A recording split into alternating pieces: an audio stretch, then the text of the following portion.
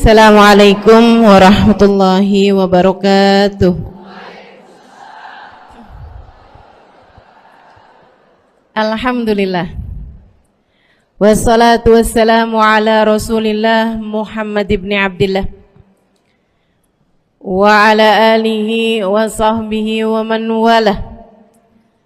Subhanaka la ilma lana illa ma 'allamtana innaka antal alimul hakim. Rabbi shrah li sadri wa yassir li amri wahlul 'uqdatan min lisani yafqahu qawli. Amma ba'du. Bismillahirrahmanirrahim. Apa yang harus kamu lakukan di tanggal 9 dan juga tanggal 10? Teman-teman saya sekalian, tanggal 9 kamu disunnahkan hari tersebut buat puasa. Puasa aja udah. Nggak ada amalan-amalan berfadilah yang lain, karena memang hari Tasyua itu bukan hari yang dimuliakan dengan sendirinya. Ia hanya jadi kayak semacam pembukaan buat hari mulia yang sebenarnya yang adalah hari Asyura. Jadi hari Tasyua kamu hanya perlu untuk berpuasa. Gimana dengan orang yang masih punya hutang puasa? Saudara sekalian, buat kamu yang masih pada punya hutang puasa, atau buat kita yang masih pada punya hutang puasa Ramadan tahun lalu, kalau datang hari-hari yang puasa sunnah nih, kita tuh nggak boleh puasa sunnah tapi masih punya hutang puasa wajib. Jadi repot kan? Nah, terus gimana dong? Kita kan juga pengen nih dapat pahalanya puasa sunnah. Kalau kita duluin puasa sunnah, nggak boleh, nggak sah, karena kita masih punya hutang puasa wajib. Sementara kalau mau utang, bayarin dulu utang puasa wajibnya, belum memungkinkan juga misalnya. Nah, ini Imam Nawawi dalam kitabnya, Imam Nawawi dalam salah satu kitabnya menceritakan dan disampaikan, berpendapat dan disampaikan pendapat Imam Nawawi ini dalam kitab I'anatut Talibin ala Syarhi Fathil Mu'in di bab tentang puasa. Beliau mengatakan, Imam Nawawi, bahwa kalau ada seseorang memiliki hutang puasa wajib dan dia sengaja menjatuhkannya atau melaksanakannya pada hari-hari di mana disunahkan pada hari tersebut untuk berpuasa, seperti misalnya dia sengaja menjatuhkan hutang puasa wajibnya, entah itu puasa wajib Ramadan, puasa wajib disebabkan karena haji, kan ada tuh haji yang jadi berhutang puasa thalathatin fil haji wa sabatin idza rajatum, 3 hari puasa di haji, di sininya melaksanakan 7 hari puasa. Nah, itu kalau seperti itu gitu. Atau hutang puasa nadar misalnya gitu ya, dia nadar puasa kan wajib dibayar tuh. Nah, kalau seperti itu masalahnya, maka dia menjatuhkannya pada hari Senin atau Kemis misalnya, yang memang disunahkan puasa dong pada hari Senin dan Kemis. Kata Imam Nawawi, dia mendapatkan pahala keduanya. Maksudnya hutang puasanya terbayarkan dan dia pun mendapatkan fadilah atau mendapatkan pahala puasa sunnah jika dia meniatkan keduanya. Jadi kalau dia niatnya berarti niat puasa wajib dan juga niat puasa sunnah, maka dia dapat tuh dua-duanya, kata beliau. Termasuk juga sholat. Kalau sholat, cuman masalahnya kalau sholat tuh mesti yang dua-duanya sunnah. Yang satu sunnahnya muakkad, sunnah karena memang sunnah secara menyendiri gitu ya, sunnah mustaqilah istilahnya. Yang satu lagi sholat sunnah yang karena mustaqilah, yang tidak menyendiri, itu bisa digabungin. Kayak misalnya pagi hari kamu sholat duha. Sholat duha tuh sholat yang menyendiri. Kalau kamu niatkan sekaligus sholat sunnah taubat, atau kamu mau bepergian sekaligus kamu niatkan sholat sunnah safar, nah itu 2 rakaat tuh bisa tuh niatnya sekalian. Usolli sunnatud duha wa sunnatis safar wa sunnatit taubah rakaataini lillahi ta'ala. Yang penting dua-duanya sama-sama sunnah. Tapi kalau yang 2 rakaat sholat itu wajib, sholat fardu subuh yang kesiangan, usolli fardu subhi wa sunnati duha wa sunnati taubah wa sunnati safar rakaataini lillahi ta'ala. Yang ngaco itu. Sehingga sekalian saya muliakannya, kembali kepada puasa kayak gitu tuh. Jadi niatnya gimana nih kan? Nah kalau puasa nih bisa wajib apa sunnah. Kalau sholat dua-duanya sunnah tuh bisa. Yang satu mustaqilah, yang satu ghair mustaqilah. Nah yang puasa nih nanti niatnya gini nih. Hari Kamis ya, nawaitu sauma ghadin an qada'i fardhi syahri Ramadan wa an sunnati yaumil khamis wa tasu'a lillahi ta'ala. Gitu. Berarti jadi gabung 3 tuh. Niat fardu qada, niat qada puasa, qada Ramadan, sama niat puasa Kemis, sama niat puasa Tasu'a, sama niat puasa bulan Muharram. Karena sebaik-baik puasa sesudah Ramadan adalah puasa bulan Muharram. Tuh, enak tuh. Ustazah kalau kagak hafal bahasa Arabnya gimana? Ada bahasa Indonesia aja. Ya. Ya Allah, saya niat puasa besok buat qada puasa Ramadan saya, sama juga niat puasa hari Kamis, sama juga niat puasa hari Tasu'a, sama juga niat puasa bulan Muharram. Lillahi ta'ala. Kenapa?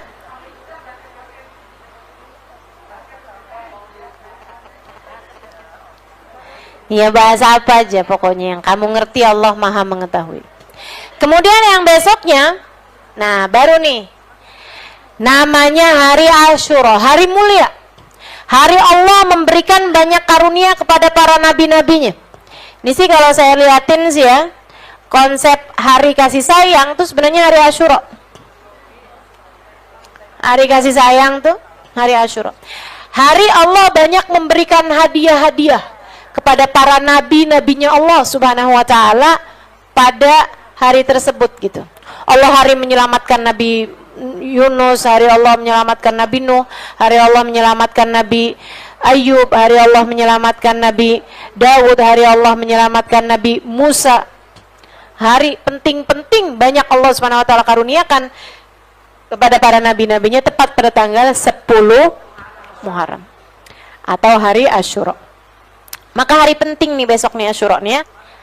Atau tentu saja tanggal Asyura itu dari kata asyara, artinya adalah 10. Nyatunya tanggal 10 Muharram. Ngapain aja tuh? Ada amalan-amalannya itu terbagi 3. Ada amalan yang jatuh perintahnya itu perintah sunnah yang muakkadah, jangan sampai kamu tinggalkan. Karena kalau ditinggalkan rugi banget dah pokoknya.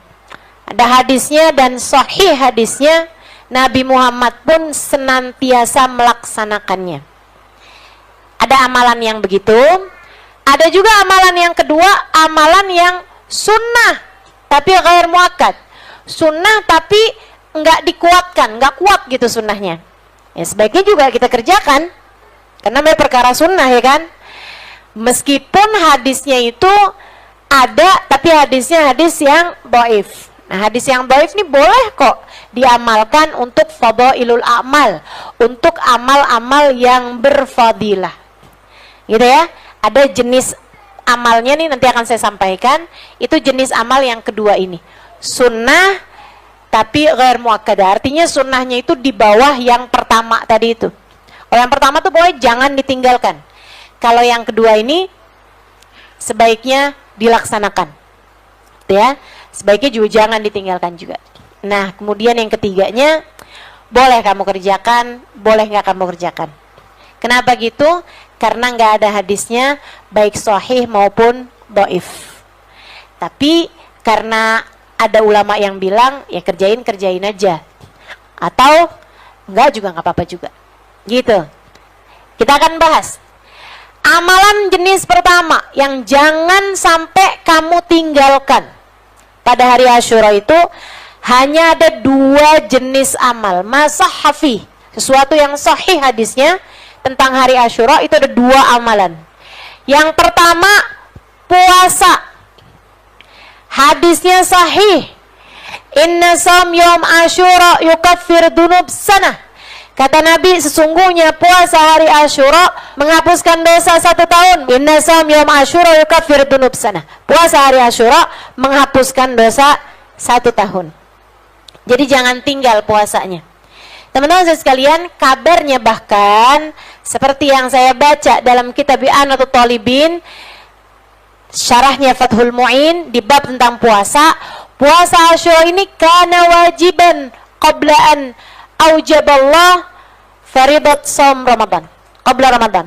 Dulu puasa Asyura ini hukumnya wajib sebelum diwajibkannya puasa pada bulan Ramadan. Nah, sesudah Allah wajibkan puasa bulan Ramadan, puasa-puasa yang sebelumnya sunnah, sebelumnya wajib, Allah Subhanahu wa taala ganti hukumnya, dinasakh, diganti sama Allah Subhanahu wa taala hukumnya menjadi berhukum puasa sunnah. Karenanya puasa hari Asyura ini adalah salah satu jenis puasa yang tidak pernah ditinggalkan Nabi Muhammad sallallahu alaihi wasallam ba'dal Islam. Sesudah Islam itu Allah Subhanahu wa taala selalu tuh memerintahkan Nabi buat puasa Asyura. Karenanya Nabi Muhammad gak pernah tinggal puasa hari Asyura. Kamu kalau ninggal puasa hari Asyura, ikutan siapa? Dari sejak Islam Nabi Muhammad tidak pernah meninggalkan puasa Asyura.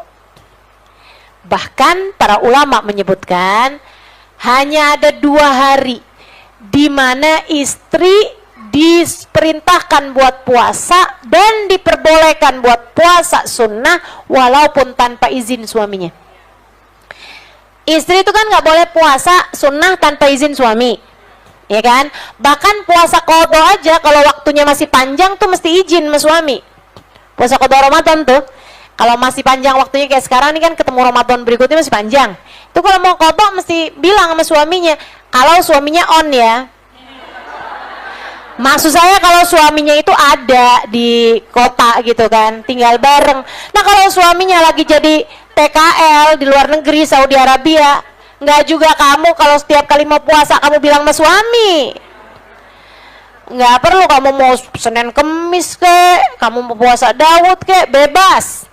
Karena yang dimaksudkan dengan kenapa istri harus izin untuk puasa sunnah pada suaminya adalah karena Allah nggak mau puasamu yang adalah untuk menjadikanmu dekat dengan Allah Subhanahu wa taala akhirnya menjadi hak suami berkurang atas dirimu. Itu maksudnya.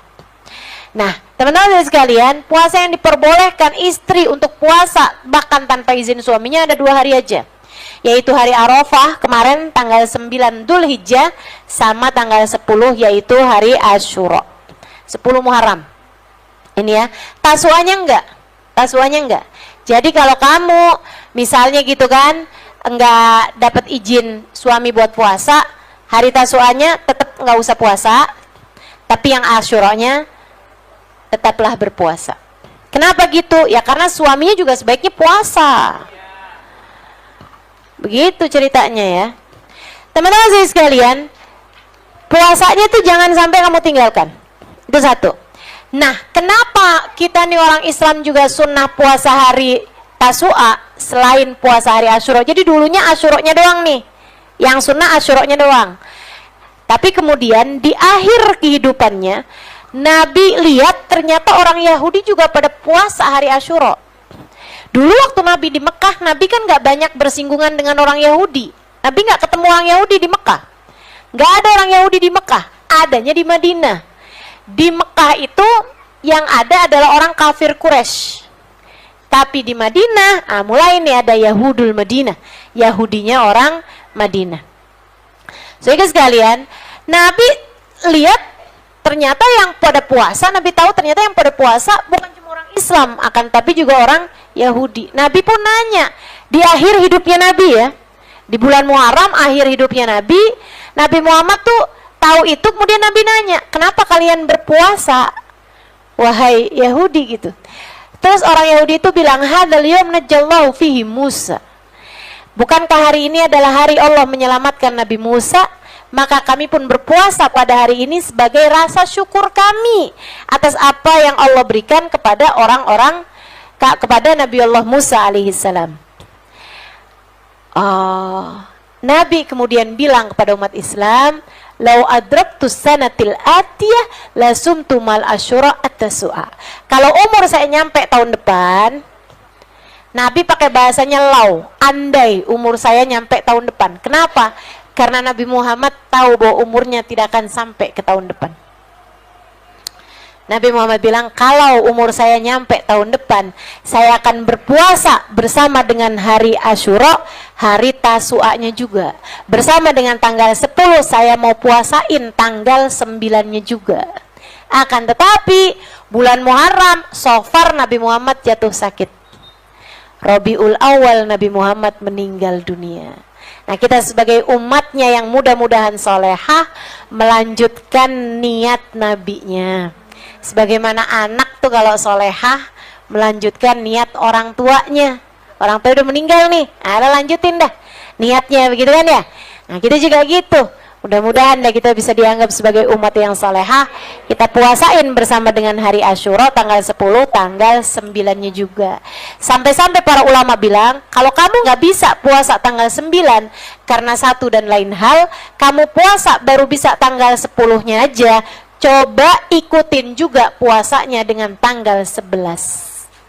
Biar kenapa? Biar puasa kamu beda sama puasanya orang Yahudi. Insya itu satu, teman-teman saya sekalian, puasa. Yang kedua, masahha fi Asyura, yang hadisnya sahih pada hari Asyura, jangan sampai kamu tinggalkan, adalah at-tausi'ah alal iyal. Man wassa ala iyalihi yawma Asyura wassa Allahu rizqah. Siapa yang meluaskan nafkah, meluaskan rezeki, meluaskan uang belanja, uang jajan keluarganya pada hari Asyura, uang saku keluarganya pada hari Asyura, dia luaskan, dia tambahi, maka Allah akan meluaskan rizkinya. Dalam satu riwayat sepanjang tahun. Jadi bagi para ibu yang biasa ngasih uang jajan anak-anaknya, hari Asyura lebihin, hari Asyura tambahin, kalau bisa hari Asyura gandain, lipetin. Biasanya 10.000 tambahin, gitu dah, terserah pokoknya, tambahin biar seneng. Kenapa gitu? Hari Allah banyak memberikan kasih sayang kepada orang lain, kepada hamba-hambanya. Kalau kamu hari tersebut menyayangi anak-anakmu, menyayangi orang-orang yang bersamamu, insya Allah kasih sayang Allah berhasil kamu dapatkan. Tenang aja, janjinya kata Nabi Muhammad, Allah akan mudahkan rezekimu sepanjang tahun. Itu, ya kan? Udah tuh, nggak usah hitung-hitungan. Siapa aja dah yang bisa kamu kasih hari Asyura, kamu kasihin. Anak-anak, mungkin yang pada punya ART, ya, asisten rumah tangga yang kerja di rumah, kasih, gitu kan? Udah ada punya siapa orang-orang sekelilingmu yang biasa kamu kasih. Gak usah takut teman-teman saya sekalian. Rezeki itu dari Allah juga kok. Jangan kebanyakan hitung-hitungan berapa ya enaknya ya. 100.000 aja, jangan dah. 50 aja, jangan dah. 20.000 aja. Ujung-ujungnya 5.000. Sehingga sekalian saya muliakan, yuk bismillah, bismillah. Dipersiapkan ya hari Asyura. Dan buat para istri boleh sampaikan kepada suaminya. Boleh. Saya kasih izin buat sampaikan kepada suaminya. Tuh enaknya punya ustazah gitu tuh.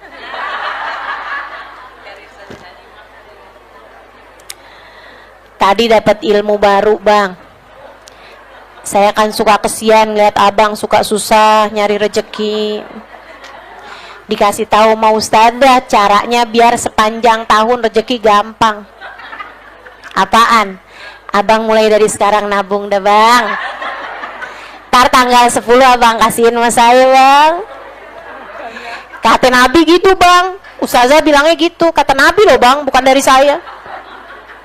Bukan dari Ustazah Halimah juga, dari Nabi Muhammad bang. Kalau Nabi Muhammad gak bener, siapa lagi yang bener? Udah Nabi Muhammad dah yang paling bener bang. Percaya dah bang, Nabi percaya bang. Man wasa ala iyalihi yawma Asyura wasallahu rizqa. Dua hal ini yang hadisnya sahih. Kemudian saya akan sampaikan amalan-amalan yang ada hadisnya walaupun dhaif. Ya, hari Asyura sebaiknya juga jangan kamu lewatkan. Apa tuh? Menyantuni anak yatim, mengusap kepala anak yatim. Siapa yang mengusap kepala anak yatim pada hari Asyura, Allah akan berikan padanya pahala sebanyak helai rambut yang dia usap. Allah akan berikan padanya kebaikan sebanyak helai rambut yang dia usap. Maka carilah anak-anak yatim, terutama yang gondrong.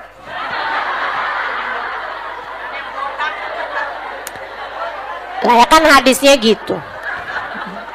Sebanyak helai rambut. Nah kalau botak tuh agak repot ya. Bismillah dah. Serius Ustazah? Ya enggak juga. Pas dilihat botak sana. Enggak jadi mau diusap kepalanya. Teman-teman sih sekalian, nih ya, anak yatim tuh batasannya sampai berapa? Dengerin saya, ini pertanyaan banyak banget dah.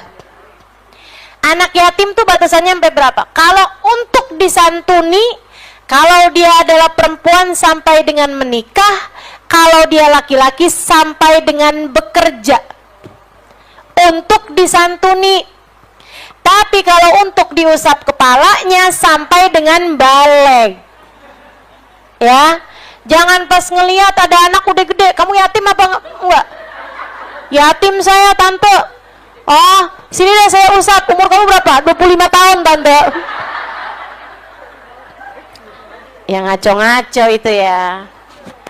Jangan gitu teman-teman sekalian. Atau ibu-ibu nih ntar bilang sama suaminya, bang daripada nyari anak yatim susah-susah bang, aneh juga yatim lah, minta diusap.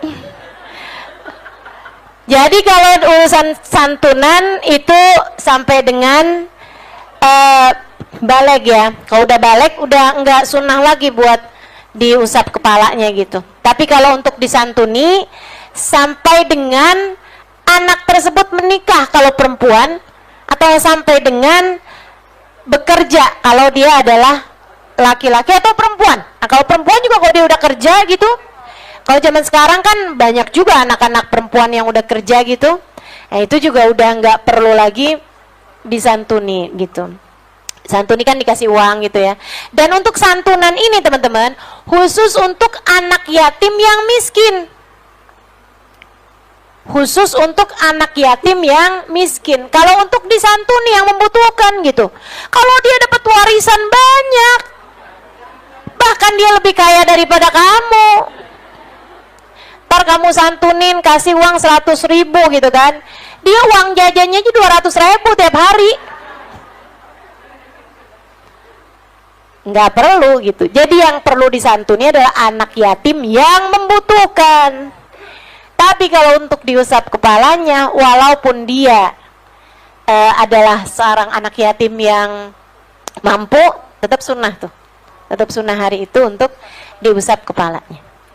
Gitu ya. Kasih aja hadiah kalau kamu nggak mau santunin gitu kan. Nah kalau dibeliin makanan, beliin coklat, beliin apa kan, walaupun dia orang mampu juga ya nggak apa-apa gitu. Begitu ya teman-teman sekalian, jelas ini ya, anak yatim. Baik, nah saya sarankan kalau teman-teman bikin acara santunan anak yatim pada hari Asyura, jangan hanya khusus untuk anak yatim. Khawatir menimbulkan kecemburuan di tengah masyarakat kita, khawatir anak-anak yang miskin-miskin, yang lebih miskin bahkan dari anak-anak yatim, tapi orang tuanya masih ada, Bapaknya ada tapi udah sakit-sakitan. Bapaknya ada tapi ninggalin dia entah kemana. Bapaknya ada tapi nggak bertanggung jawab. Kan banyak tuh yang kayak gitu. Banyak ya. Khawatirnya nanti malah anak-anak itu berharap andai bapaknya meninggal. Betul nggak? Jangan sampai itu terjadi di tengah masyarakat kita gitu. Ih, enak ya kamu yatim. Ntar gitu tuh, yang miskin-miskin. Gitu kan, enak ya kamu yatim, banyak dapat santunan nih hari, saya nggak dapet nih. Habisnya kan bapak saya masih ada. Jadi nyeselin keberadaan ayahnya gitu. Nah, jangan, teman-teman sekalian, buat santunan untuk yatim dan duafa. Karena di tengah masyarakat kita juga banyak anak-anak yang nggak yatim akan tetapi duafa. Mereka miskin dan sangat memerlukan. Jelas ya? Dan kalau kamu ngumpulin harta, ngumpulin duit buat anak-anak yatim dan duafa, hati-hati, hati-hati, hati-hati. Jangan dipakai buat acara duitnya. Jangan dipakai buat ngasih ustazahnya yang isi acaranya. Hati-hati, hati-hati. Kalau bahasanya santunan yatim dan duafa, maka itu menjadi hak mereka yang yatim dan duafa, tidak diperkenankan dipakai untuk urusan yang lain. Apalagi kalau dipakai buat iuran panitia, buat makan-makannya panitia. Hati-hati, jangan sampai kamu pikir kamu sudah beribadah, ternyata kamu sebenarnya sedang makan harta anak yatim. A'udzubillahi minasyaitonirrajim. Alladzina ya'kuluna amwalal yatama zulman innama ya'kuluna fi butunihim nara wa sayaslawna sa'ira. Sesungguhnya orang-orang yang makan harta anak yatim secara zalim, dia sama saja kayak memakan api di dalam perutnya. Dan kelak dia akan masuk ke dalam api neraka yang berkobar-kobar. Na'udzubillah min dzalik. Hati-hati. Hati-hati teman-teman saya sekalian. Terus gimana dong Ustazah? Kita kan mau bikin acara santunan anak yatim dan duafa, kan pakai ada acaranya gitu kan. Ya kamu minta sumbangannya sama orang-orang. Kalau memang kamu merasa seperti itu, yang jelas aja kita mau bikin acara nih buat anak yatim dan duafa, acaranya santunan. Ini duitnya nanti dipakai buat acaranya juga nih. Jelas, mesti jelas. Itu namanya hibah bisyarat teman-teman. Orang ngasihnya kan pakai persyaratan buat apa. Nah itu harus jelas gitu. Kalau memang kamu seperti itu, atau lebih baik santunannya buat yatim dan duafa aja, panitianya aja yang kumpul-kumpulin duit buat bikin acaranya. Atau kalau kamu nggak mampu buat bikin acaranya dari uang yang selain daripada uang santunan tersebut, teman-teman saya sekalian, nggak usah bikin acara, langsung aja duitnya dibagi-bagiin. Ya kan ya? Ini biar kita nih lebih hati-hati sama urusan duit teman-teman. Saya sampaikan ini nih biar kita semuanya lebih hati-hati dalam urusan uang. Oke baik, santunan anak yatim, apalagi yang disunahkan hari itu? Jengukin orang sakit, apalagi yang disunahkan hari itu? Berziarah atau berkunjung kepada orang-orang saleh. Untuk kamu mendapatkan doa-doa dari para guru, dari orang-orang soleh gitu ya. Itu juga bagus tuh. Pokoknya ini intinya adalah inti kasih sayang. Intinya adalah hari kasih sayang. Kamu saling menyayangi biar dapat rahmatnya Allah. Kamu datangi orang-orang soleh, kamu minta doa dari mereka gitu kan. Nah kemudian lagi bersedekah. Banyakin sedekah. Nah apa yang saya sebutkan ini teman-teman saya sekalian, sebenarnya adalah memang sesuatu hal yang baik untuk kamu lakukan kapanpun waktunya.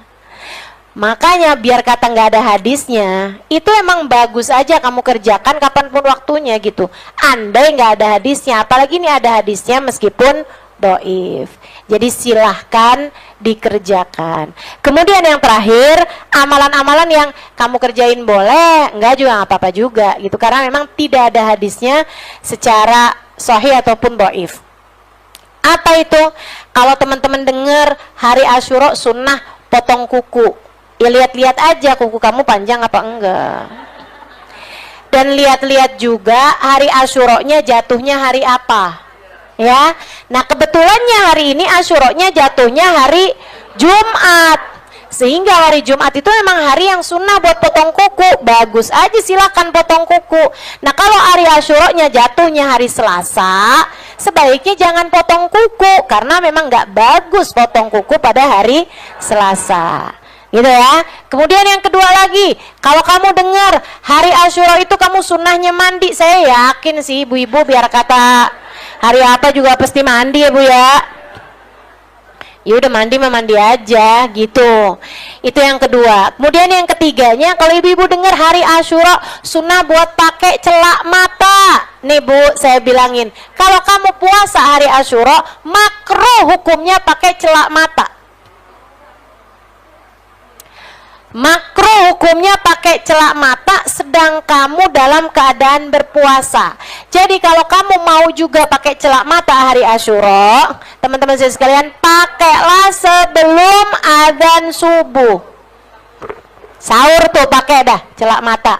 Bismillah, insya Allah. Apalagi kalau kamu pakai celak matanya celak mata ismit, itu sunnah. Nabi Muhammad pakai celak mata kok gitu.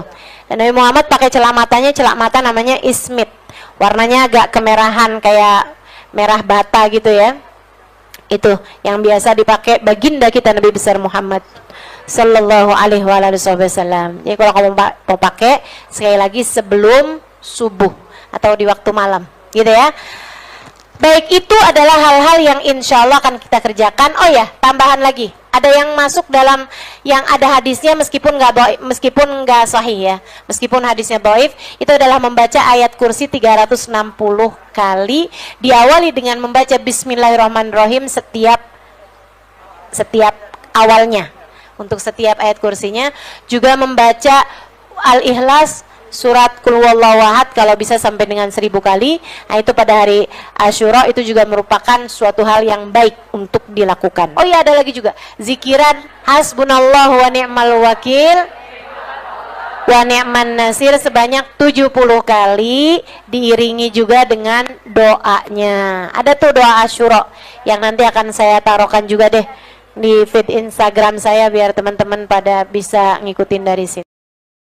Hari Asyura, hari yang paling enak banget buat kita dapat semua karunia-karunianya Allah SWT. Gitu ya.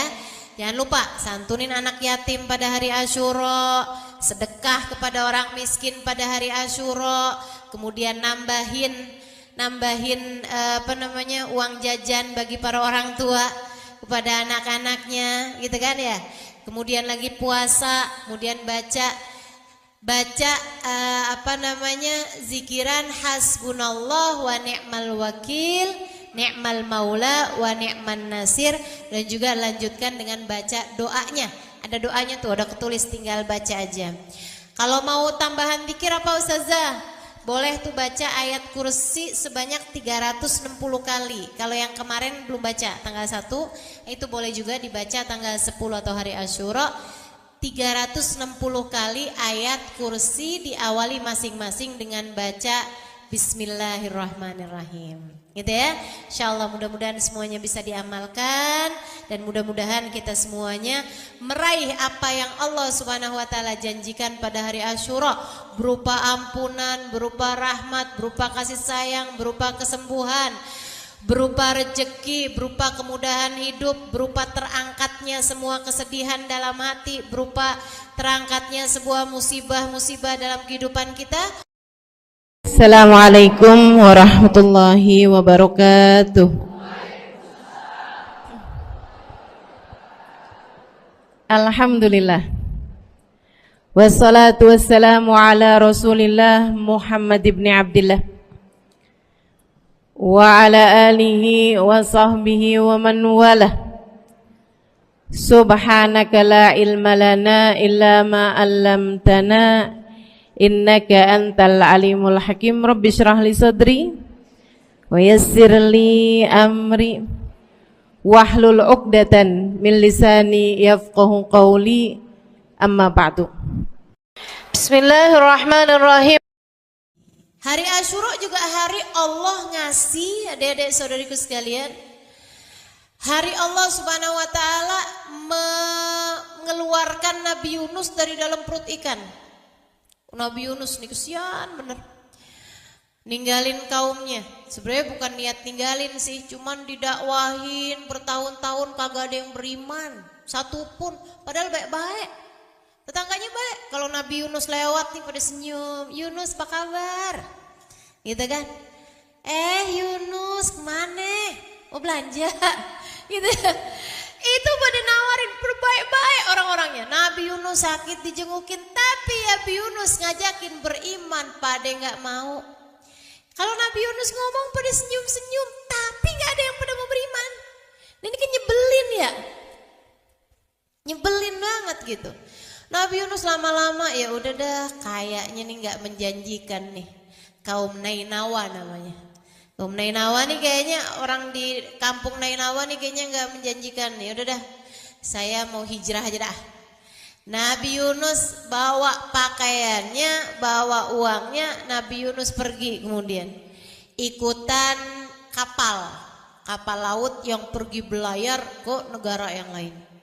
Nah di kapal itu juga pada banyak yang kenal Nabi Yunus, karena Nabi Yunus ini orang terkemuka, orang terpandang, anaknya seorang yang terpandang juga di kampung Nainawa situ. Yunus bin Matta nama ayahnya ya, ayahnya namanya Matta. Teman-teman saya sekalian, udah tuh Nabi Yunus lagi ada di dalam perahu, dapat sehari 2 hari, tiba-tiba saat perahu itu kapal itu ada di tengah-tengah lautan, lagi nggak musimnya, kapalnya terombang-ambing, datang badai yang sangat dahsyat sekali. Waduh, pada ini ya nih terombang-ambing di atas kapal. Nah kodenya keluar. Semua penumpang kumpul sini. Udah sambil pegangan nih pada kumpul semuanya. Ini bukan waktunya badai. Ini juga bukan tempatnya badai, bukan musimnya badai. Kalau sampai terjadi badai seperti ini, pasti disebabkan karena ada anak kabur dari orang tuanya, atau ada istri kabur dari suaminya, ada istri minggat, ada anak kabur, ada istri minggat, atau ada budak lari dari tuannya. Katanya gitu. Semua penumpang itu ngerasa kayak bukan deh saya. Nabi Yunus bilang saya bukan istri, saya juga nggak kabur dari ayah saya gitu ya. Saya juga nggak budak kabur dari tuan saya, tapi apa iya ya saya ya? Habis itu katanya nakodanya, kalau gitu semua dari kalian silakan tulis nama kalian masing-masing, kita undi. Masukin namanya diundi, seret. Keluar Yunus bin Matta. Kata Nabi Yunus, iya sih saya kabur dari perintah Allah. Disuruh dakwah di Nainawa, karena orang-orang yang gak pada beriman, akhirnya Nabi Yunus memutuskan untuk pindah gitu kan. Kali-kali tempat yang lain orang-orangnya mau beriman. Padahal kan kalau dilihat-lihat kayak gak salah ya. Orang kan kalau misalnya gitu ngajar di satu tempat, orangnya kagak ada yang pada mau sekolah di situ ya kan pindah, kan gitu kan. Nah tapi rupanya tuh nggak mesti kayak gitu. Kita kalau mau dakwah tuh nggak bisa gitu. Diperintahkannya sama Allah di situ, yaudah di situ gitu. Saya ditinggal di Jakarta, yaudah saya mesti dakwah di Jakarta. Walaupun orang Jakarta kagak mau ada yang hadir, nggak peduli saya, tetap aja saya ngajar.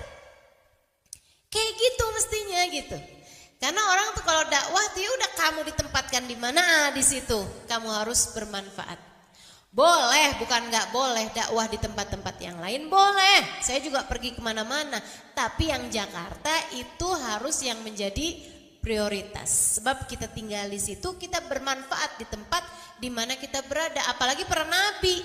Para nabi itu ada surat utusannya, diutusin di Nainawa, nah kenapa kamu kabur?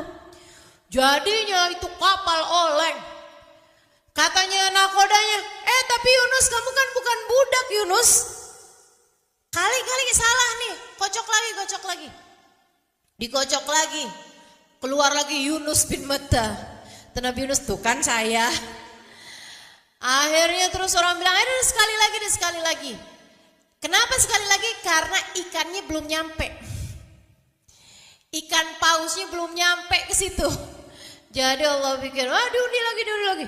Diundi lagi, keluar Yunus bin Matta. Ayo kita lempar Yunus.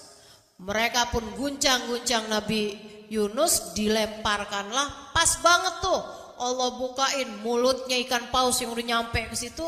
Begitu keluar, begitu Nabi Yunus dilemparkan, blok, masuk tuh ke dalam perutnya ikan paus.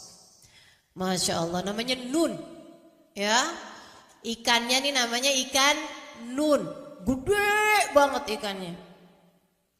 Teman-teman sekalian, akhirnya terus ikannya begitu ada Nabi Yunus di dalam, ikannya masuk kemudian ke dalam dasar lautan. Wow, Nabi Yunus, ya ampun, nasib dalam perut ikan. Nggak bisa lihat, nggak bisa gerak, nggak bisa ngapa-ngapain. Saya kalau lagi sumpek-sumpek saya ingetin Nabi Yunus nih. Saya bilang lagi sumpek kayak apapun nggak apa-apa. Saya nggak sesumpek Nabi Yunus. Saya kalau sumpek masih bisa mandi, masih bisa sholat, masih bisa sujud, masih bisa bikin teh manis panas, masih bisa bikin Indomie pakai rawit. Iya kan? Masih apa-apanya nih, masih ada deh yang bisa kita kerjain. Nabi Yunus dalam perut ikan bisa ngapain coba? Nggak bisa apa-apa deh, Masya Allah, Masya Allah. Terombang-ambing dalam perut ikan berhari-hari lamanya. Nggak ngelihat tangannya, nggak ngelihat kakinya di mana, udah nggak bisa lihat. Dalamnya perut ikan, dalamnya dasar lautan, dalamnya malam. Gak bisa lihat apa-apa. Fi dhulumatin thalath. Kata Allah Subhanahu wa taala, Yunus berada dalam 3 kegelapan. Gelap dalam perut ikan, gelap dalam lautan, dan gelapnya malam ketika sedang malam. Waduh, benar-benar Nabi Yunus sumpek di atas sumpek. Itu Nabi Yunus dalam perut ikan dari yang asalnya nyalah-nyalahin keadaan. Dari yang lagian nih saya emang salah sih kabur dari Nainawa, tapi kan emang orang-orangnya tuh juga nggak pada ikutan saya tuh. Lagian kenapa sih mereka nggak beriman aja gitu? Kan mereka kalau beriman kan mereka pada selamat ya. Waduh, terus tuh Nabi Yunus menyalah-nyalahkan keadaan, nyalah-nyalahin orang dan lain sebagainya. Habis itu orang ikannya kalau lagi lapar dia makan ikan gitu kan, masuk ke dalam nih tinggal tulang-tulangnya. Ya ampun, Nabi Yunus udahlah susah dalam perut ikan, ketusuk-tusuk meduri. Malah bener nasib Nabi Yunus. Masya Allah, berhari-hari lamanya deh melayang-layang dalam perut ikan. Jangan dikata urusan lapar, haus, terombang ambing gak jelas tuh dalam perut ikan. Ya Allah, tinggal kayak badannya udah lemes, udah gak bisa apa-apa. Berhari-hari lamanya. Sampai kemudian Nabi Yunus sadar, ya Allah, kemungkinannya berapa persen saya itu dilempar ke lautan, pas banget ada ikan ngebuka perut, ngebuka mulutnya. Kok bisa pas banget gitu? Ya gak? Ini kan kalau dicari persentasinya itu nggak kebayang, nggak bisa tuh, nggak bisa pas banget gitu, set gitu kan nggak mungkin. Tapi kok bisa kejadian gini nih? Semuanya karena ada yang ngatur. Siapa yang ngatur? Allah. Kita kan juga sering banget tuh ngerasa, ya ampun udah jatuh tertimpa tangga. Istilahnya gitu kan. Ya ampun kok kayak sial banget ya nasib saya hari ini. Ya kok bisa ngepas banget ya, udahlah begini, datang begini, ininya begini. Ya ampun, kesel banget dah.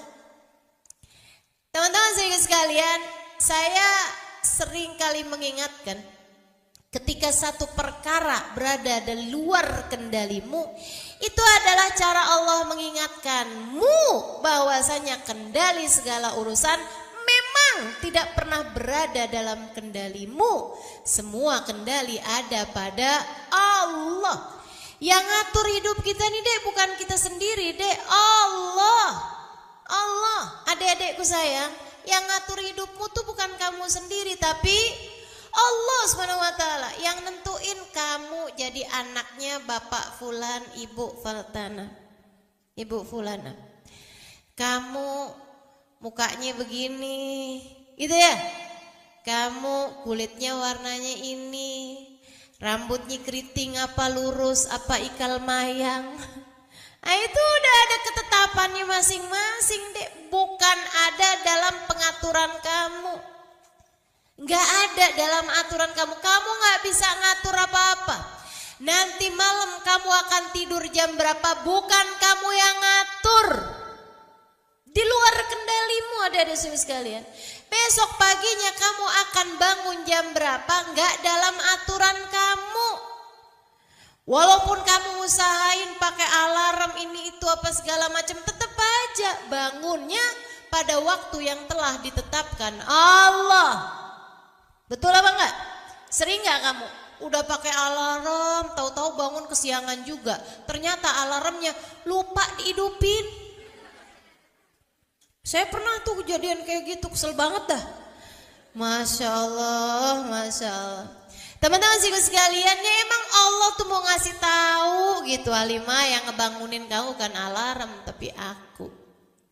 Kamu usaha betul, kamu usaha, tapi sandaranmu, andelanmu jangan kepada alarm. Karena semua urusan andelannya ada pada Allah. Kendali urusan tersebut, remote-nya adanya sama Allah. Remote-nya segala urusan itu nggak ada dipegang sama orang, nggak ada ceritanya saya pegang remote-nya langit, nggak ada. Yang pegang kendali remote-nya alam semesta ini yang pegang Allah. Bahkan hatimu yang pegang Allah kok kendalinya. Jadi teman-teman saudaraku sekalian, ini Nabi Yunus begitu menyadari hal tersebut, Nabi Yunus bilang, la ilaha illa anta. Tidak ada yang ngatur hidup saya kecuali Engkau. Tidak ada pengendali dalam hidup saya selain Engkau ya Allah. Subhanaka, maha agung Engkau, maha mulia Engkau, maha segala-galanya Engkau ya Allah. Inni kuntu minadh-dhalimin. Emang saya yang salah. Kenapa saya ditugaskan di Nainawi, ternyata saya malah pindah, malah minggat, malah kabur.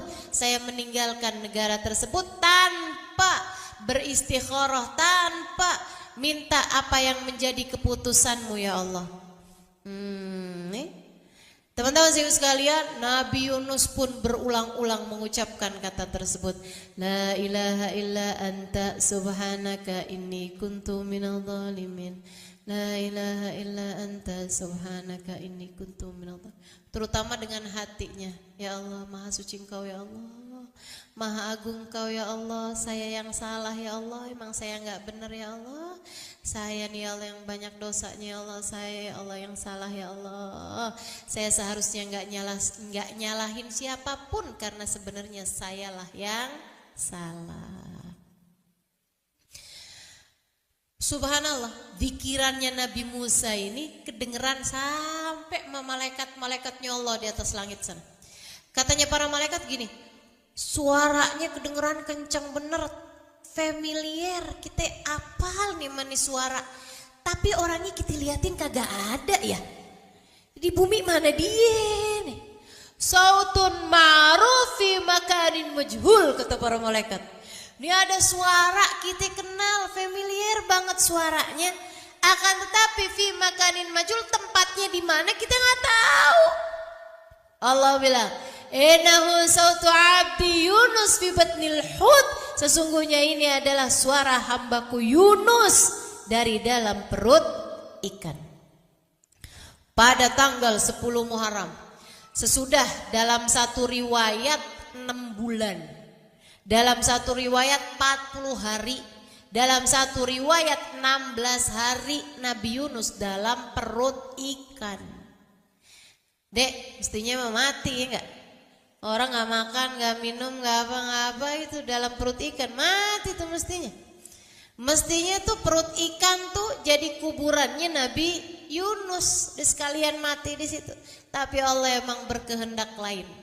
Kenapa Allah berkehendak lain? Karena suara zikirannya Nabi Yunus dan kepasrahannya kepada Allah serta pengakuannya bahwa beliau telah berbuat dosa. Pengakuan dosa, pengakuan salah, ini yang punya nilai di mata Allah. Allah sampai bilang, laula annahu minal musabbihin la labitha fi batnil hut ila yaumi yub'atsun.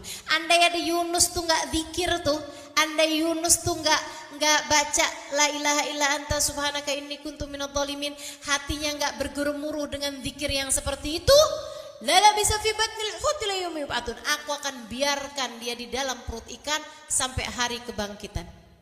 Artinya tuh perutnya ikan itu bakalan jadi kuburnya Nabi Allah Yunus. Karena beliau berzikir Allah selamatkan. Tanggal 10 Muharram Allah bikin perut ikannya mules. Mual. Nah ya kan kalau nggak mulus nggak ini ya nggak muntah ya kan. Nggak mual nggak muntah gitu. Mual setengah mati. Waduh. Mual banget nih, jadinya nih ikannya nih mulai bergerak. Asalnya nggak gerak-gerak tuh, di dalam aja tuh. Nyari makanannya juga di dalam aja tuh, di dasar lautan tuh. Jadi kalau ada ikan lewat dia tinggal buka aja mulutnya, gitu. Gitu aja tuh terus ikannya tuh. Nah yang sekarang nih ikannya perutnya mules, ikannya jadinya nyari daratan. Waduh, mulai dia lewat aja nih lautannya goyang karena kan gede banget badannya.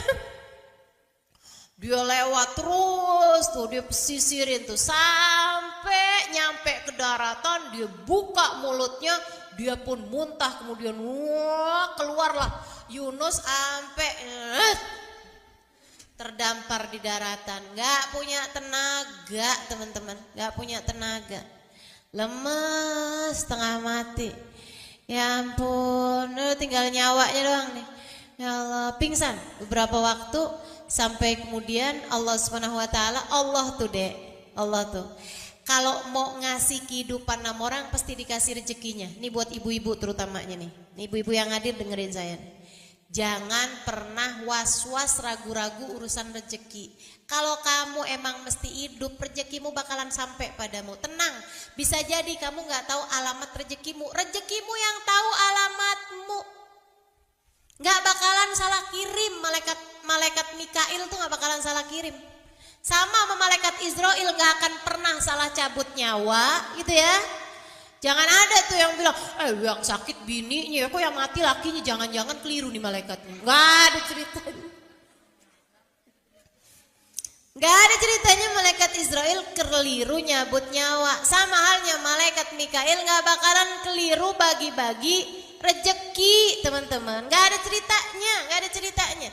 Jadi gak usah khawatir. Ini nih saya bikin toko, sebelah bikin toko lagi nih. Sama juga jualannya sama saya. Dia ngerebut rezeki saya. Saya pergi ke Mbah Dukun nih, biar bikin tokonya dia gak laku. Enggak gitu caranya. Kita sebagai orang beriman tahu yang ngasih rezeki Allah Subhanahu wa taala. Malaikat gak bakalan keliru bagi-bagi nama kita rezeki. Wahum la yufarritun, kata Allah. Malaikat tuh gak ada yang keliru. Jadi nih kalau karena Nabi Yunus nih mesti hidup, teman-teman sekalian, Allah kasih rezekinya berupa apa? Melon. Rezekinya Nabi Yunus waktu itu berupa melon. Sama Allah tuh pohon melon tuh, kan pohon melon ngerambat tuh. Dirambatin, buahnya dibikin sama Allah pas banget di depan mulutnya Nabi Yunus. Karena kalau Nabi Yunus mesti gerak gak bisa juga. Jadi Nabi Yunus kan lemes banget, Allah kasih rezekinya tuh pas depan matanya. Teman-teman sekalian, sama Allah buahnya digedein sampai nyentuh mulutnya Nabi Yunus. Nabi Yunus pas sadar dari pingsannya, apaan sini? Depan di mulutnya banget. Buahnya tuh udah nyampe ke mulutnya. Mulai itu dimakan Nabi Yunus tuh buah yiktin namanya. Sejenis melon ya. Sejenis buah melon gitu. Dimakan. Udah bagus banget Allah kasihnya melon. Nggak cabai rawit gitu kan kepedesan. Buah yang lain kan keras-keras. Kalau ini kan emang buahnya nggak keras gitu kan. Dari luarnya juga emang nggak keras. Terus dimakan sama Nabi Yunus sampai habis tuh buah. Nabi Yunus bisa duduk, bisa makan sisanya. Udah tuh, segeran lagi Nabi Yunus bisa jalan. Habis itu ketemu sama orang, nanya, "Pak, maaf numpang tanya, ini daerah apa nih?" "Oh ini daerah Nainawi." Lah, kabur dari situ nyampe ke situ juga. Ini daerah Nainawa katanya. Ya Allah, kampungnya balik lagi ke Nainawa. Ya udah deh, berdakwah lagi Nabi Yunus sampai orang-orang pada beriman. Nah, poinnya adik-adik, teman-teman saudaraku sekalian saya muliakan, hidup itu jangan jauh-jauh dari Allah, sang pengendali kehidupan. Ingat-ingat nih, nasihat abah saya pernah ngasih nasihat sama saya, "Nak, hidup ini yang paling penting adalah nasib. Dalam hidup nih yang paling penting adalah nasib. Nasib itu semuanya ada dalam kendali Allah. Kalau kamu kepengen nasib kamu bagus dalam hidup, jangan pernah tinggal Allah. Jangan mau jauh dari Allah, jangan mau ninggalin Allah." Nah ini tuh Allah keluarkan Nabi Yunus dari dalam perut ikan tuh pada hari 10 Muharram atau hari Asyura. Maka nih yang ngerasa lagi sumpek, lagi susah, lagi gak enak hati, lagi aduh kayaknya terluka batinku, merana jiwaku, galau hatiku, gitu ya, yang kayak lagi bolak-balik nih, gue perlu healing nih, bolak-balik tinggal healing mulu ya.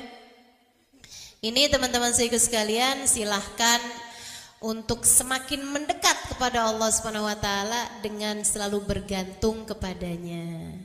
Deketin Allah bukan hanya pada hari Asyura, tapi memang hari Asyura hari yang paling enak banget buat kita dapat semua karunia-karunianya Allah Subhanahu wa taala. Gitu ya. Jangan lupa santunin anak yatim pada hari Asyura, sedekah kepada orang miskin pada hari Asyura, kemudian nambahin uang jajan bagi para orang tua kepada anak-anaknya, gitu kan ya. Kemudian lagi puasa, kemudian baca zikiran hasbunallah wa ni'mal wakil, ni'mal maula wa ni'man nasir, dan juga lanjutkan dengan baca doanya. Ada doanya tuh, ada ketulis, tinggal baca aja. Kalau mau tambahan zikir apa Ustazah? Boleh tuh baca ayat kursi sebanyak 360 kali. Kalau yang kemarin belum baca tanggal 1, itu boleh juga dibaca tanggal 10 atau hari Asyura. 360 kali ayat kursi, diawali masing-masing dengan baca Bismillahirrahmanirrahim, gitu ya. Insyaallah mudah-mudahan semuanya bisa diamalkan, dan mudah-mudahan kita semuanya meraih apa yang Allah Subhanahu wa taala janjikan pada hari Asyura, berupa ampunan, berupa rahmat, berupa kasih sayang, berupa kesembuhan, berupa rezeki, berupa kemudahan hidup, berupa terangkatnya semua kesedihan dalam hati, berupa terangkatnya sebuah musibah-musibah dalam kehidupan kita. Mudah-mudahan Allah kabulkan kita dan menjadikan salah satu di antara mereka yang meraih itu semua.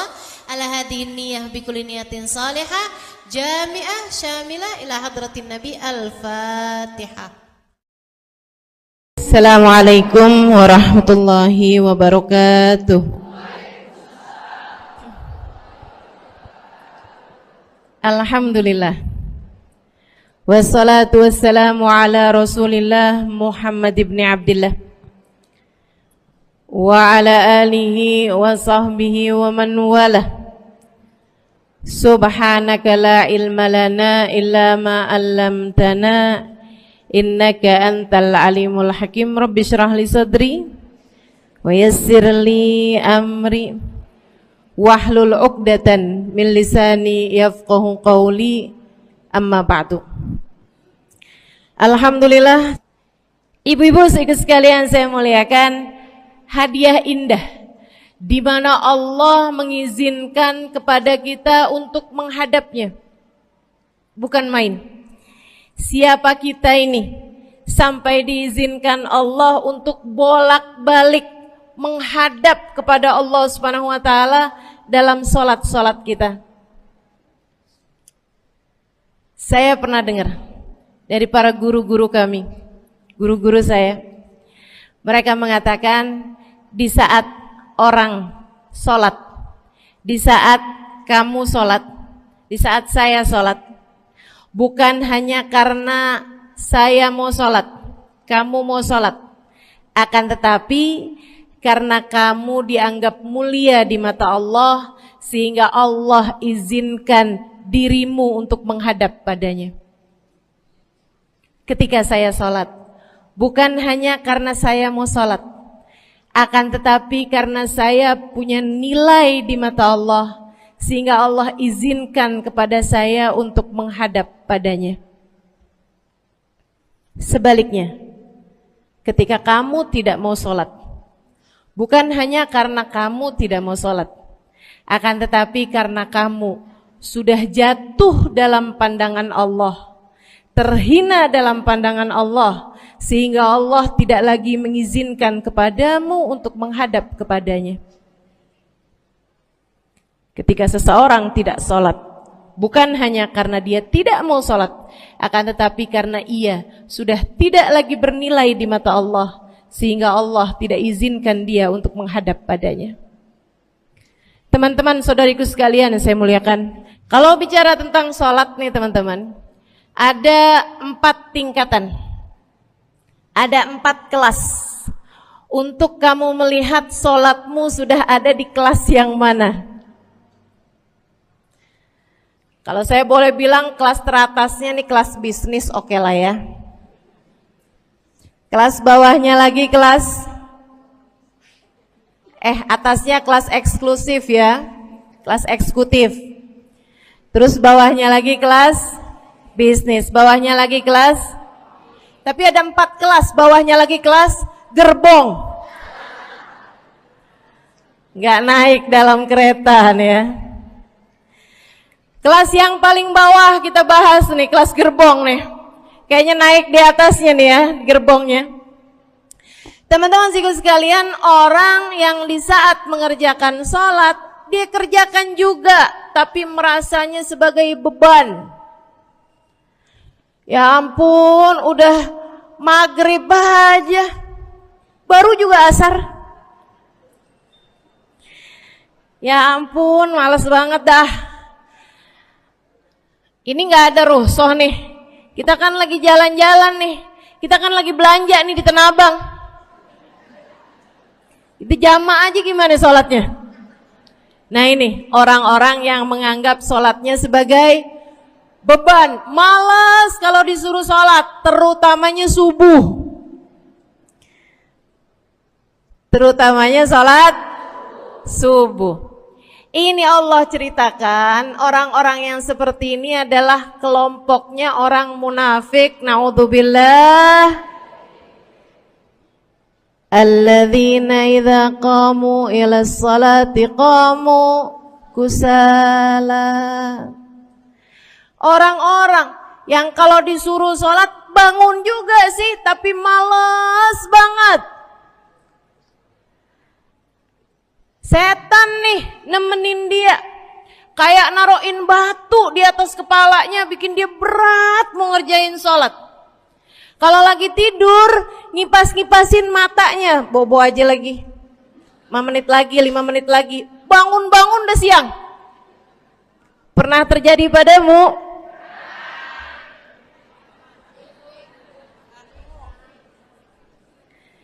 Jemur kunut. Bu, yang dijemur tuh jemuran aja, cucian aja. Jangan sampai jemur kunut. Kunutnya dijemur ya. Ketika ada seseorang yang disampaikan kepada Nabi Muhammad, bahwasanya orang itu tidak bangun kecuali sesudah azan subuh. Artinya enggak tahajud. Artinya enggak bangun di sepertiga malam terakhir. Bangunnya sesudah azan subuh. Nabi mengatakan padanya tentang orang itu. Nabi bilang pada para sahabatnya, inna syaitan bala fi udhunih. Itu adalah orang yang telinganya dikencingin sama setan. Pada pernah dikencingin setan? Kalau bangunnya habis adzan tuh dikencingin setan. Kalau bangunnya udah terbit matahari dikencingin siapa kira-kira? Insyaallah. Teman-teman saudariku sekalian yang saya muliakan, alladzina idza qamu ila sholati qamu kusala, malas bener kalau diajakin sholat, sampai sebagian sholatnya dikerjakan keluar dari waktunya. Yang seperti ini masuk dalam firman Allah Subhanahu wa taala, a'udzubillahi minasyaitonir rajim, fawailul lil musallin alladzina an salatihim sahun. Fawailul lil musallin alladzina hum an salatihim sahun. Celaka orang-orang yang salat. Kenapa kok orang salat celaka ya Allah? Sebab mereka an salatihim sahun, melalaikan salat mereka.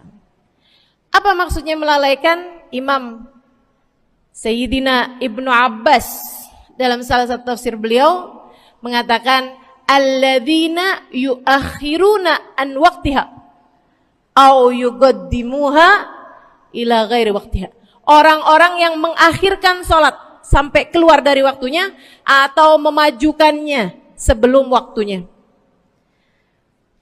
Mau pergi ke Tanah Abang nih, jam 11.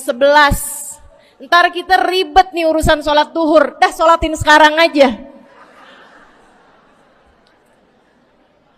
Ini orang-orang yang fawailul lil musallin. Bu, sesibuk apapun dirimu, jangan pernah ninggal sholat. Bu,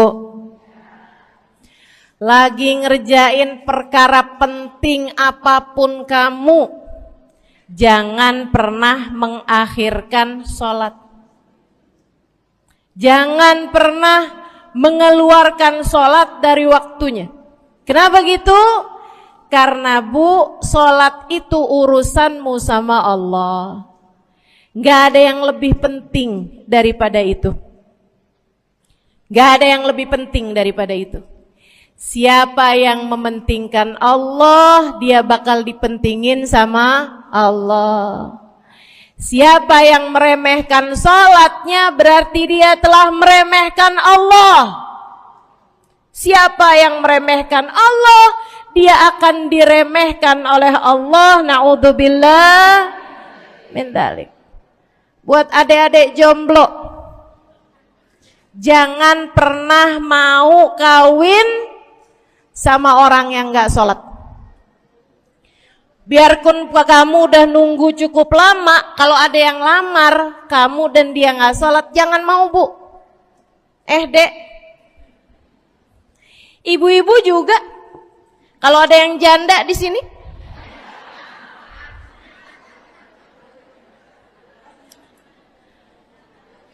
terus ada yang ngelamar kamu, walaupun di garasinya ada kijang,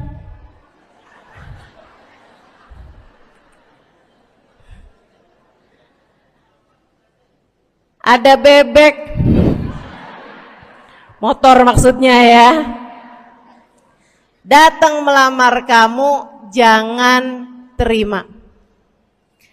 Orang yang gak sholat, kamu jangan mau jadi istrinya. Kenapa? Saya kasih tahu ya, Allah aja dia tinggalin, apalagi kamu.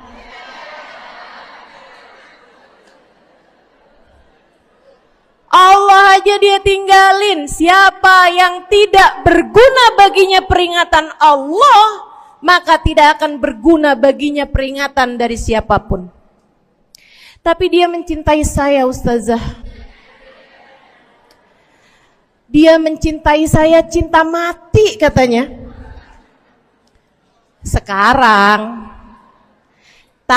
tungguin setahun 2 tahun, cintanya hilang, tinggal matinya.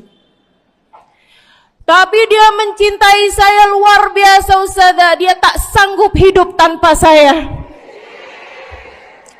Itu namanya cinta monyet. Tungguin 2 tahun, cintanya hilang, tinggal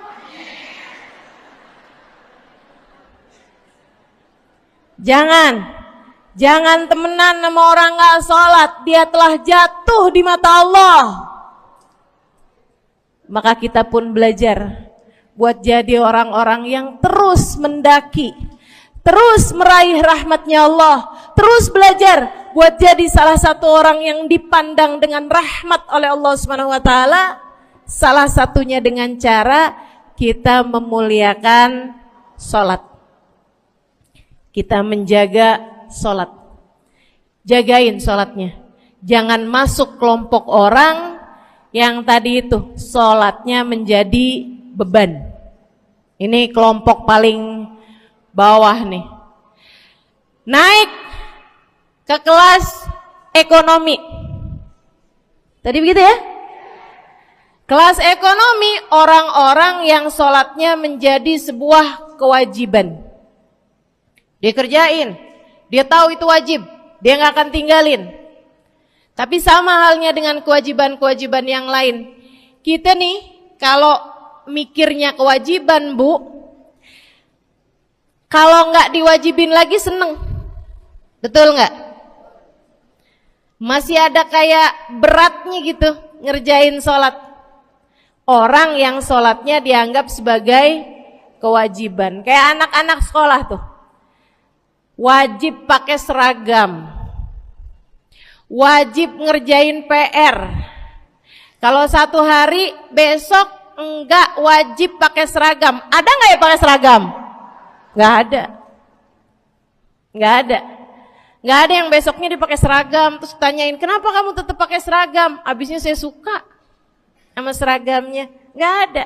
Karena mereka menganggap pakai seragamnya adalah kewajiban. Sekolahnya sebagai kewajiban. Jadi giliran besok libur anak-anak, hore gitu.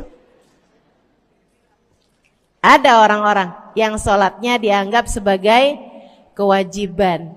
Nggak ada yang nambah kalau kewajiban tuh. Sholat sunnah boro-boro.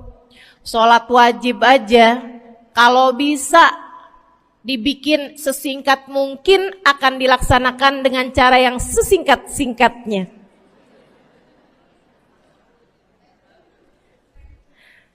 Habis ruku i'tidal sujud cepet bener ya.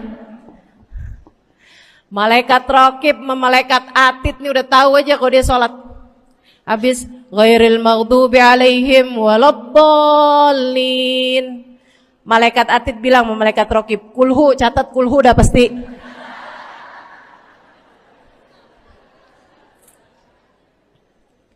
Kulhu aja gak kelar-kelar.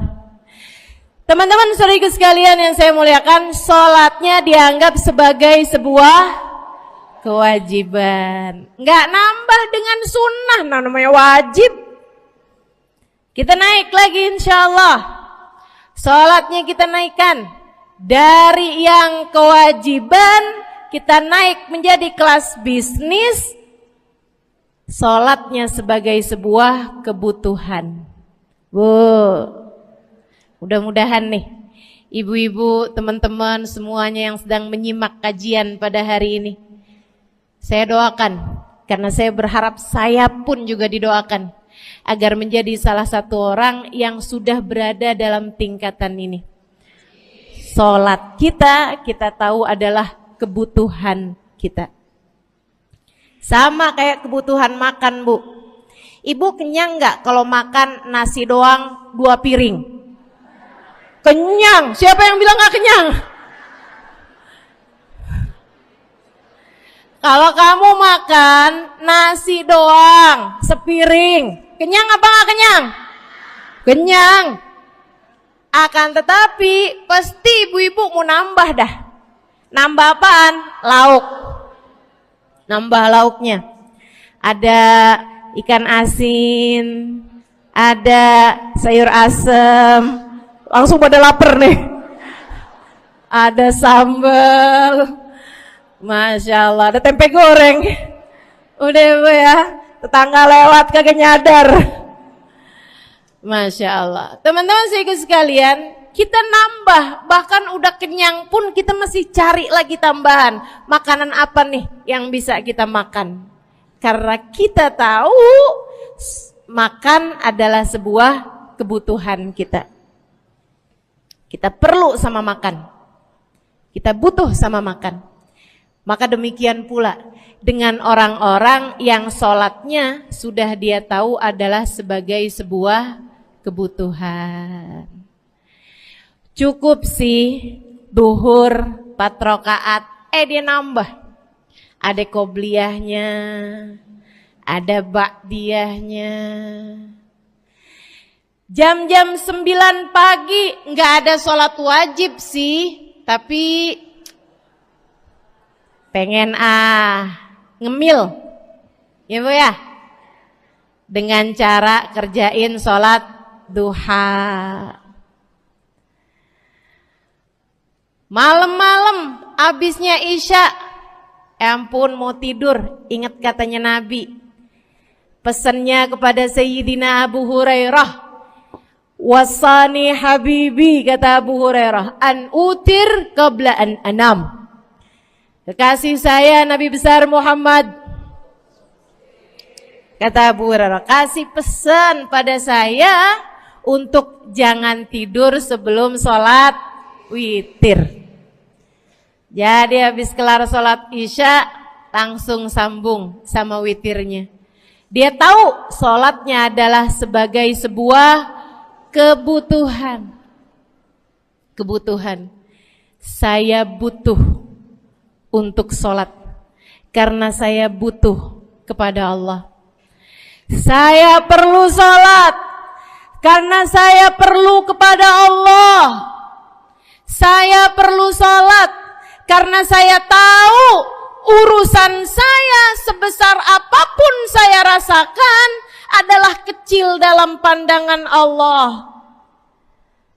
Saya perlu sholat karena permasalahan dalam hidup saya yang saya rasakan sebesar gunung di atas pundak saya, di atas punggung saya, di hadapan Allah tak sampai seperti setitik debu yang mudah saja untuk dia angkatkan dari kehidupan saya.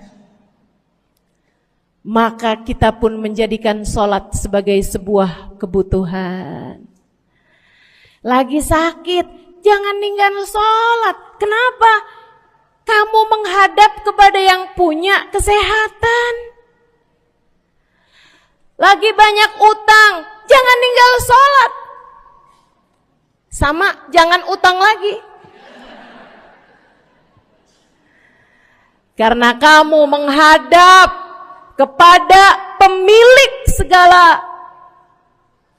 segala kekuasaan, pemilik dunia dan akhirat, pemilik semua uang di atas muka bumi ini adalah Allah. Makanya Habib Ali Habsyi, penulis kitab Maulid Simtud Durar, yang tadi ibu-ibu baca maulidnya, beliau pernah bilang, ada dalam salah satu diwan beliau, diwan tuh syair-syair beliau itu ya, Ali idza kad marid syafahu fi'lus shalah la'alla syirrus sifa fi wad'i tilkal jibah. Kata beliau, Ali nih kalau lagi sakit, ini Habib Ali ya, beliau tuh padahal punya amal ibadah sangat banyak, tapi Habib Ali bilang, Ali idza qad marid syafahu fi'lus shalah. Ali nih kalau lagi sakit, sembuhnya sama sholat.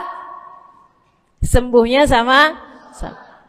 La'alla sirru sifa. Rasa-rasanya memang Allah letakkan rahasia kesembuhan ada pada fi wad'itil kaljibah, terletakkannya jabhah kita, dahi kita di tempat sujud. Di sana semua permasalahan-permasalahan dalam hidupmu menjadi ringan. Saat kamu meletakkan dahimu di tempat sujud, kamu berbisik lirih kepada Allah, akan tetapi suaramu didengar sama yang punya arsy. Akan tetapi suara bisikanmu didengar segenap malaikat-malaikat yang ada di atas langit. Kemudian mereka mendoakanmu sehingga Allah mengatakan wasjud waqtarib, sujudlah kamu. Posisi sujudmu itu waqtarib akan membuatmu menjadi dekat dengan Allah Subhanahu wa taala. Sujudlah dan mendekatlah kepadaku, kata Allah. Agrab ma yakunul abad min rabbihi fahuwa sajid, kata Nabi Muhammad. Fa'akthiru fihi du'a faqamin an yustajabulah. Tempat terdekat seorang hamba dengan Tuhannya adalah saat dia sedang sujud. Maka perbanyaklah doa dalam sujudmu, kata Nabi Muhammad. Doamu sangat mungkin diijabah oleh Allah. Apalagi kalau doanya kamu haturkan di sepertiga malam yang terakhir. Saat-saat di mana kebanyakan manusia di sekelilingmu yang lalai berada dalam tidurnya, berada dalam alam mimpinya. Para ulama tuh sampai bilang, Bu, dari kehususannya sepertiga malam yang terakhir, orang yang ngerjain maksiat aja sepertiga malam yang terakhir tuh tidur. Ibu gak pernah tahu orang-orang pulang diskotik jam berapa?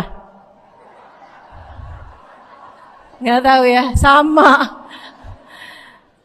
Tapi Bu, yang pasti mereka tuh sepertiga malam yang terakhir malah pada pulang, malah pada tidur gitu.